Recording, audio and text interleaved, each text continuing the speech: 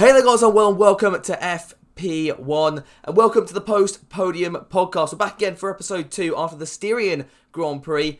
Not quite as incredible and as crazy as round 1, but still a good race, still lots of things to talk about. And if you don't know what this podcast is, basically it is a 20-minute or so show where we get to talk about the race. Now we've kind of had a few hours or a few days to kind of mull over all the events of the weekend.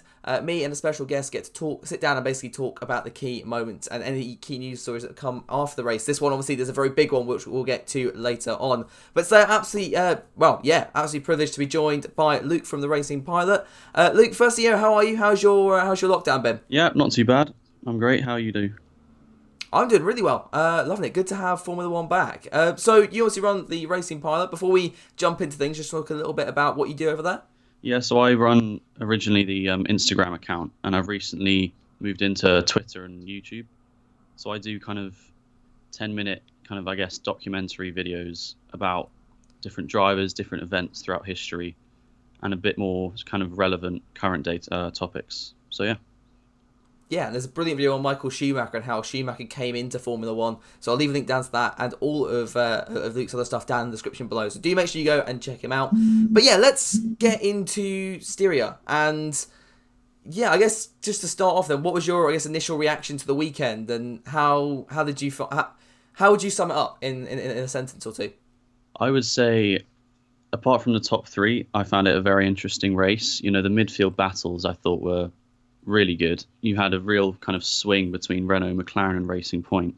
But yeah, the top 3 were pretty boring, to be honest. There was a bit of strategy, obviously, but yeah, the Mercedes are just so dominant. Yeah, I think I was saying in my initial reaction, it feels very much like a 2014 situation, and you know, even Max just couldn't keep up, and Max was way ahead of Albon today, really outdriving that Red Bull. But yeah, those Mercs, they do look bloody fast. So, do you think anyone can catch them up at any point in this year, or is it going to take a crash or a failure for anyone else to win a race this year? It's an interesting one. I'd say originally I would have thought certain races would have suited other teams, like Ferrari suited like Monza and Spa last year, or Red Bull at Monaco. But because, well, I guess there's Spa, but Ferrari are nowhere. Red Bull don't really have that straight line speed, so I do think it will take something to put them off the top step of the podium, to be honest. Yeah, I mean, fingers crossed they can catch up. I think, you know, it's quite daunting, especially going to 2021 as well, where a lot of things are staying the same. Teams won't be able to modify their cars as much as they would between normal seasons. So, yeah, but let's stick to last weekend for now. I mean, we've got to start with qualifying, haven't we? Yeah. We didn't think we'd get qualifying at all. I think a lot of us were praying that we got a wet qualifying just to mix up the grid a little bit, and it definitely did. There were several cars out of position. The Racing Points, for example, a lot further back. They may have copied Mercedes' dry weather pace, but maybe not their wet weather one. They might have forgotten that bit. And yeah, also, McLaren, Carlos Sainz, P3, and Norris wasn't doing too bad as well, because he had a 3-place grid drop from practice. But yeah, what was your takeaways from qualifying? I think it's, hats off to the FIA for even letting it go ahead, to be honest. Yeah, I think many of the pundits said it. You know, wet qualifying really does take out the best drivers and just shows who is, just another level compared to the rest of the field. So drivers like Russell, Hamilton, even Ocon was bloody good in qualifying. So yeah, it was a really interesting one. And then, Hamilton just 1.2 seconds ahead. I mean, it's just incredible. Yeah, that was an incredible lap. Someone's saying one of the best laps of his career, and for me, it's Singapore. I think 2018 that was the proper just master stroke of a lap. But in the wet, where it's very, very difficult, and when you're up against the likes of Max Verstappen as well, who was absolutely rapid. I was going to say Verstappen for pole, because usually with the wet, you're right. It's more of a driver focused thing rather than a car focused sort of session, if that makes sense. So that's kind of why we saw some drivers way off the pace and others, way ahead. You mentioned Ocon. I was going to bring him up, actually, because I think he's kind of fallen a bit under the radar after a bit of a first race. He's really come back, and yes, his race pace wasn't brilliant again, but in the wet, he's really showed that he's a force to be reckoned with. So, hats off to him and hats off to Renault as well. Russell, we've got to talk about Russell and Williams. It was, a tale of two halves, wasn't it? Qualifying, incredible. Get to the race, and I don't think they would have had the pace of points anyway, and they didn't have enough kind of retirements to benefit off that. But Yeah, what do you take away from Russell's weekend? Yeah, well, I just say it's a story of two halves, really. Russell showing his absolute talent in qualifying, as you say, going P12, and then showing a bit of racing attitude as well at the start with the drivers like Magnussen. But then there was that mistake that, put him at the back of the field. And then, yeah, for the rest of the race, it was just a replay of last year, pretty much. Yeah, and he got ahead of Latifi, I think, in the end, but at that point, there was no way that Williams car really had the pace to, get up there with the Haas's and the Alfa Romeos, I guess, next up along the road. With Williams, do you think, they missed their best chance last weekend, or could they have another chance to get points this year? I'd say that's probably right. I mean, unless there's another race where we do have, 11, 12 finishes, I don't really see them getting ahead of the Haas's and the Alphas at this point, to be honest. Yeah, for sure. Now, we can't talk about this race without talking about Ferrari. Yeah. Oh, what happened with Ferrari today? I mean, I don't even know where to start, to be honest. There was, Mattia Binotto, he's been criticised in the past, but this weekend really kind of showed the proper flaws in Ferrari. They came up with all these upgrades, which I said before the weekend, I was like, well, there's not actually that much that's changed. It's a lot more minor than I was expecting. I was kind of thinking we get an entire kind of redesign of the car. Maybe we'll get to see the other upgrades in Hungary, but they had a new front wing and a new floor, depth for certain, and in that one, that new front wing was replaced, and Leclerc's floor was just ruined. So that collision, for me, I think the way Ferrari handled it was incredibly poor, to be honest. I don't think... If we change things around, it was Vettel that went into Leclerc, I am willing to put money on the fact that Binotto would have come out and said, yep, it was Vettel's fault, it's absolutely unacceptable, this is why we're kicking him out of the team. It was Leclerc, and they said, well, there's no one actually at fault, it was just a racing incident.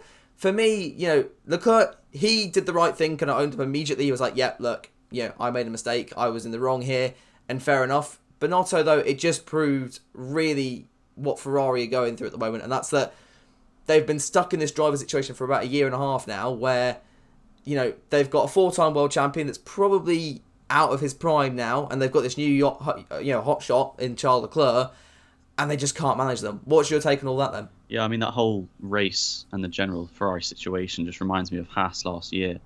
They have a really struggling car, and the one race that they needed to, see what it could do with the new upgrades, the two drivers crash into each other, just like the British Grand Prix last year between Magnussen and Grosjean. It's so important for Ferrari to look at these developments and see if they've gained lap time in places, lost it in others, because they are so far behind from where they should be.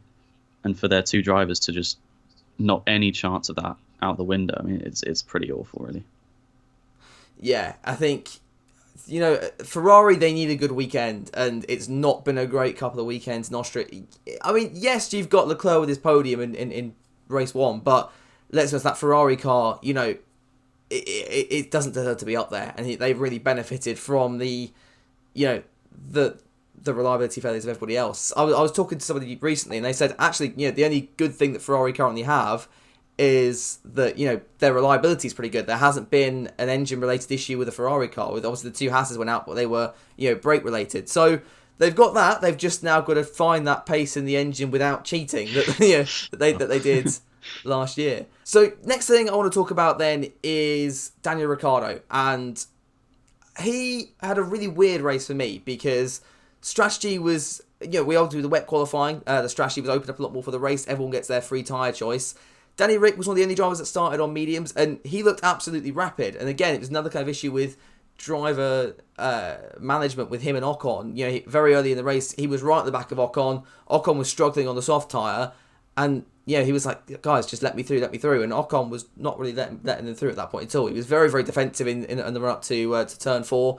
Took him 2 or 3 laps to get through. And by that point, the next car, which I think was, I want to say Carlos Sainz, or something, was 2 or 3 seconds up the road. So, what's your take on Renault for this weekend? Obviously, Ocon went out with the same issue that affected Danny Rick in the first round. What do they need to do from here on? I'd say they have a lot of promise. I didn't think they would be competing at all near the front, or near the front of the midfield at least.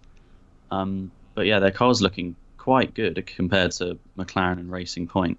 But yeah, I just say, team orders, yeah, they're not really wanted in the sport, but in times like those, it is just a no-brainer. I mean, it really shows Ocon's colours from with Perez before. He doesn't back down from any fight at all, even if it's with a teammate, and risking a double retirement. So, yeah, I do think it looks like he hasn't quite learned his lesson, but yeah, I think they have promise, but they do need to get on top of these overheating issues. Yeah, I think it also raises quite an interesting question with the whole strategy on the whole, actually. And, we see, obviously with the wet qualifying, as I said, you get free choice of tyres. We saw how that kind of varies strategies quite a lot. Do you think that rule should maybe reevaluated, whether we should have the top 10 on the tyres that they started Q2 with, or should we start making changes with that, do you think? I'd say it has a time and a place. So if there's, for example, Verstappen qualifies 11th, it allows him to take a different shot at the race by changing his strategy, by choosing a different tyre. So I do think it does bring a different element to the race, because it allows the teams from 10th and below to kind of have a different chance.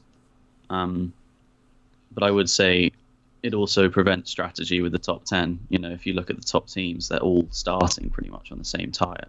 And it does get to a point where there isn't that variation that you like to see. Yeah, I get what you mean with that one. It's an interesting debate. I've not heard it talked about much, so I thought I'd just bring it up there. Talking about debates, one thing that has been very much in the news after the race is this whole Renault Racing Point protest. It seems like the 2020 season is the season of protesting about things and protesting about different aerodynamic regulations. In fact, protesting about Mercedes, because that's effectively what they've done with the Racing Point. So I've been looking into this. It's very, very fiddly, and it's very, very slight with what they've actually gone with and what they're actually protesting. Obviously, the FIA have basically said, we're happy with Racing Point's design, but it's something with the brake calipers and basically putting it as over.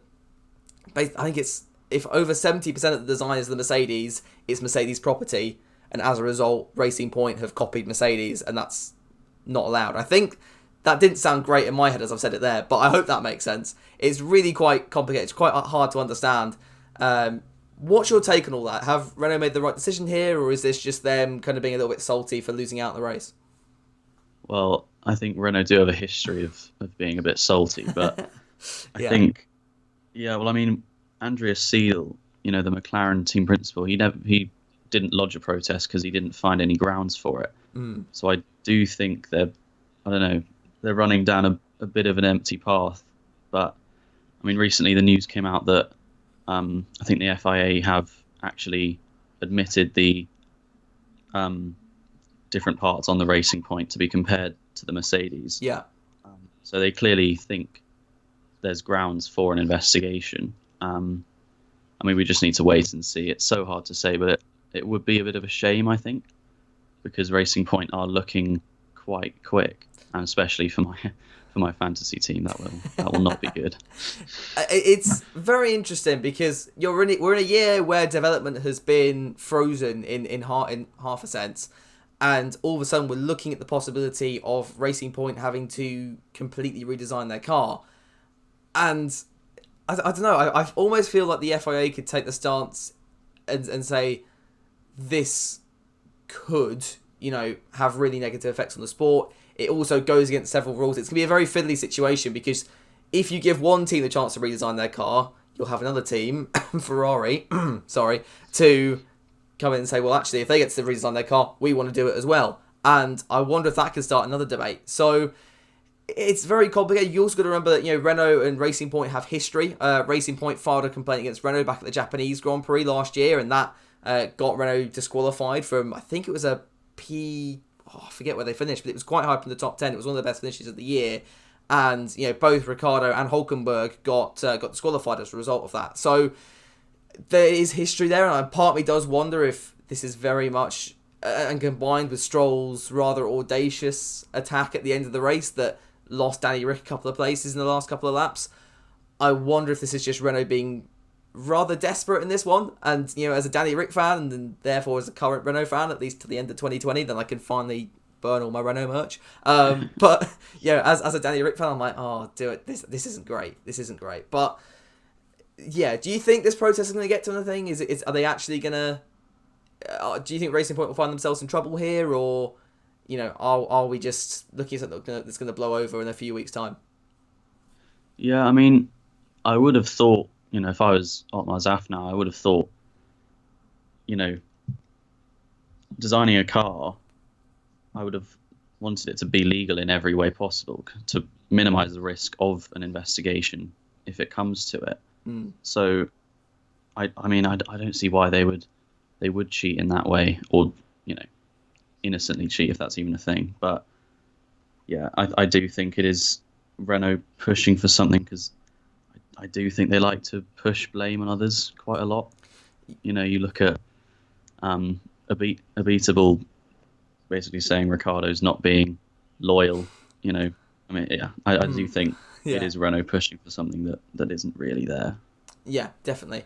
So last thing I do want to talk about before we get into predictions for next weekend is obviously that last lap clash between, the last couple of laps clash anyway, with Albon and Perez, and then with obviously Norris coming through all that. With that clash with Albon, I don't know about you, I was watching it and thinking, you know what, I don't want Albon to spin out, but at the same time it's going to be incredibly funny if he does. What was your take on that? Was that a little bit audacious from Perez? Do you think he should have waited another lap or so? He did have time left in that Grand Prix. Yeah, I mean, it goes back to the point with Albon. Brundle was saying he should be patient, but in the end, you have so much adrenaline. It's so hard to just think that and think, I'll bide my time and wait, especially because Albon's so young and he hasn't had that podium yet. So I do think Perez should have gone for it. And he was on the inside, wasn't he? So I do think the chance was in his favour of coming out of that on top. But yeah, I mean, it's so unfortunate. And I was quite surprised that he was actually caught towards the end, because I thought when they crossed the line for the last lap, I thought that was the finish. And then they managed to catch him over, what must have been about 10 seconds? Yeah, I think he was even further than that. 10, 15 seconds ahead. He built up a proper lead. Stroll, meanwhile, was really just not on the ball. Like, he took a... If you look at how quickly Perez got past Ricciardo, Stroll in the same car should have done the exact same thing, but he didn't, and Ricciardo was struggling on his tyres. I think he might have been in some kind of safe mode after what happened with Ocon as well. So it was a really weird one, and I think Norris came out in the end and said we saw what happens when someone actually takes the proper performance out of a Racing Point. A little bit of a dig at Stroll, which I thought was quite funny. But yeah, I mean, that last kind of diving move on Ricciardo, I've kind of softened on it a little bit now. When I first saw it, I thought that is ridiculous. There's not a move open. I don't think Stroll should be penalised, but I do still think it's a bit of a desperate move from the Racing Point. What's your take on that one? Yeah, I mean, I'd say it was quite ambitious, and Ricciardo even said, I think he was asked, Stroll in the end got the position, but Ricciardo said he actually pushed us both off the track, so I wouldn't call that completely fair. So, yeah, I mean, I kind of saw it a bit like Leclerc and Verstappen last year, but the fact Stroll went completely off shows that he had way too much speed going in. He wasn't able to slow it down, and that basically completely forced Ricciardo off the track, which in the end gave Norris the position to get past. So yeah, I mean, a bit hot-headed from Stroll, to be honest. Yeah, so that's it for the race. Now we'll look over into next week, the third week in this triple header of Grand Prix at Hungary. What I'm going to ask you for is a prediction, first, second, third, and then a shock result or a shock event to happen over the weekend. Go for it. So, yeah, I'm going to have to be boring because Hungary is one of Hamilton's, he just loves it there. I think he has the most wins out of anyone. So, yeah, Hamilton, I don't see why Bottas wouldn't come in at second and then Verstappen, to be honest. I mean, it's very boring, but yeah, I don't see it changing anyway unless there's a retirement.